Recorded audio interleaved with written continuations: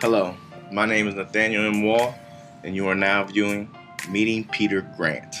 Peter Grant was born to a woman who went by the name of Dorothy on April 5th, 1935 in South London.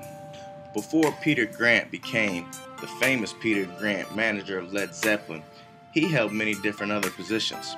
He tried his hand at factory work, he was a photographer, a stagehand, a professional wrestler, and also a waiter.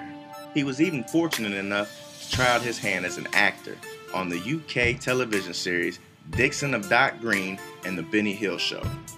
But he perhaps had his biggest break while getting an opportunity for working under Don Arden, one of the biggest music moguls at the time, who was also Sharon Osbourne's father.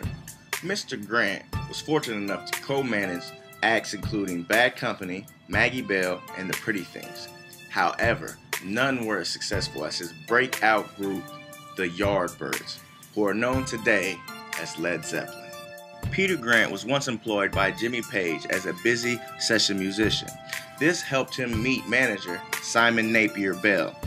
Simon Napier Bell is actually the one who introduced Peter Grant to the Yardbirds, which eventually formed the famous Led Zeppelin. Peter Grant's cash cow, Led Zeppelin, was no ordinary group. They won many awards, including Grammys, NME Awards, American Music Awards, and others. They also sold over 300 million album copies worldwide, with millions of ticket sales to boot. The most unique thing about Peter Grant is also the same thing that makes him so successful, and that is the fact that Led Zeppelin is his band.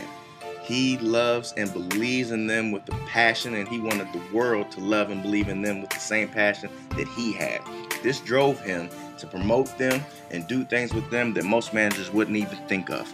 To have a manager of high standing with lots of connects is great, but to have that same manager authentically believe in you is priceless. And that leads me into the first lesson that I learned from Peter Grant. Believe in your talent. These artists work for you and you work for them. You're more of a team than anything. If you don't believe in what you're selling, it's hard to sell it. The second thing I learned from Mr. Grant is try and try again. He failed so many times, but it looked like a very fun go, from being an actor to a professional wrestler, all the way to his humble beginnings of a factory worker and a waiter. He never gave up. Even with his other bands that didn't quite make it, he fought and he fought until he made himself the success that he is known to be. The final thing that I took from Mr. Peter Grant is that success is just as important as your health. He died at 60 from a heart attack while driving home. That is a tragedy. He had at least 20 good years left in him before any real medical problems would have surfaced. I think that if he would work this hard and has been just as alert with his health as he was his success, that he would still be here today. This has been Meeting Peter Grant with Nathaniel M. Wall. Thank you.